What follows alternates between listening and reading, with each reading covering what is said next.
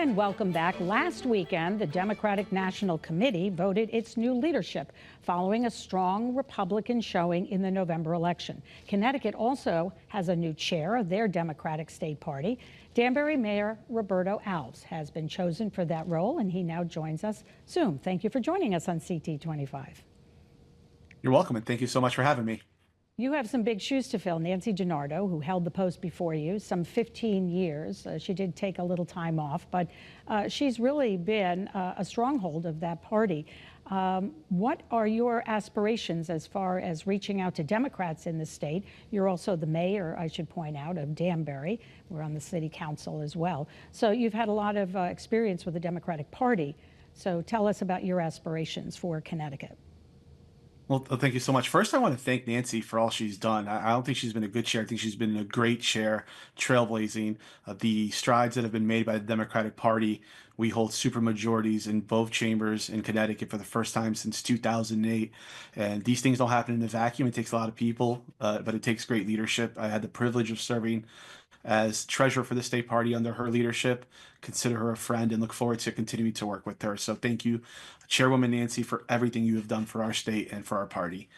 Now, in terms of the current state of the Democratic Party now and what I look to do, we want to take the approach that we've done in Danbury. I am a mayor here, and we were able to flip a 22-year incumbency seat, not person, but incumbency of Republican leadership in the city of Danbury. And we did that with pragmatic leadership, talking to everybody, from our business community to the business owners down to the working families, listening to them. And we want to mirror that across the state, building on some of the great things the Democratic Party has already been doing. You heard some of the things I said, in the difficult year, they increased registration by over 35,000 voters. But we know that people want to be heard, they want to be listened to. So we're going to go across the state, we're going to listen to them. We're going to bring our party to the kitchen table. We want to see what you're talking about, hear what you're talking about, to make sure that as a party, we're addressing those needs. And importantly, showing you everything that we are doing already, because that's just as important. What do you see are some of the challenges? I mean, let's face it, Donald Trump did pretty well in Connecticut. Didn't win Connecticut, but came a little bit closer than his last election. In the state legislature, we certainly have a Democratic stronghold, but some feel that the Democrats didn't do enough, certainly nationally, to try to generate more interest in Democratic priorities and values. That's a great question. That's why I think going on the listening tour is so important. Because if I were to walk down Main Street in Danbury or Post Road in Westport and talk to 10 different people in each different town, I may get 10 different reasons from each different person, each different town, on where the Democrats went wrong nationally and what they can do better, where we didn't make strides in Connecticut. But again, I stress that we did well. Vice President Kamala Harris won Connecticut. We continue to pick up seats every year. There's always more we can do. But let's go back again, go on a listening tour. I want to be in every congressional district, in every state Senate district, talking to folks from the party perspective, learning from them, so we can have a coherent message that we are relaying back to everybody that they believe in as well. And there's no better way to do that than engaging with the voters. And again, a big goal of mine is to register even more Democrats. 35,000 is great. We should always strive to do better every year. We have a couple minutes left, but I wanted to talk to you about something that hits close to home, and that is Connecticut's sanctuary cities. We are seeing now from Trump's new pick for Attorney General that there might be some punishment in doing away with sanctuary cities. How should mayors like yourself, New Haven, Hartford, who have been open for people who are immigrants, whether here legally or not?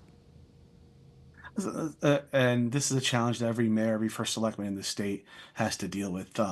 One thing that hurts me and my background is just the lack of moral leadership that we're seeing coming down from DC.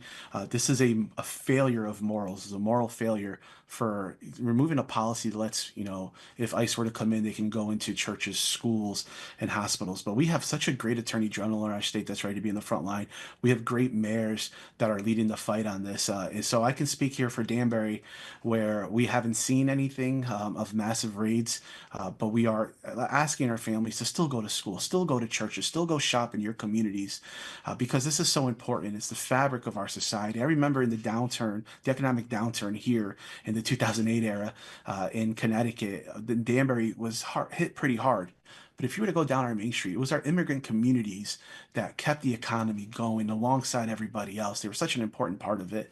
I myself, being somebody who has a unique perspective and a very close uh, skin in the game here. You know, my parents moved here from Brazil when I was 5 years old. I grew up undocumented. I got my citizenship in 2017. In 2017, I ran for office, and I ran as a Democrat because I knew that Democrat were the party for everybody, was the party for the working family, and certainly was the party that was protecting our immigrants and the folks that are working so hard giving back to our community. And when we invest in folks like that, what you get are people who stay in your community, who stay in your town, in your city, in your state, go to our colleges, give back. They become mayors. They work in corporate America like they become entrepreneurs like my sisters then. They become doctors and lawyers like my friends and that I grew up under the same environment. We should be helping our folks, but make no mistake about it, we are going to follow our Connecticut state laws, and we will cooperate as much as we can with the federal laws, but we're not going to break. We have the Trust Act that protects us, that keeps our police departments from engaging where they don't need to. I want immigrants to feel welcome in Connecticut. I want them to go to school. I want them to be able to feel safe to call our police departments, go to your court hearings. If you have like personal injury claims, I've heard from a couple of attorneys now that they're worried that people are going to fear doing things like that, and they shouldn't. Connecticut is such a safe community, and it is so because of the great leadership we have here.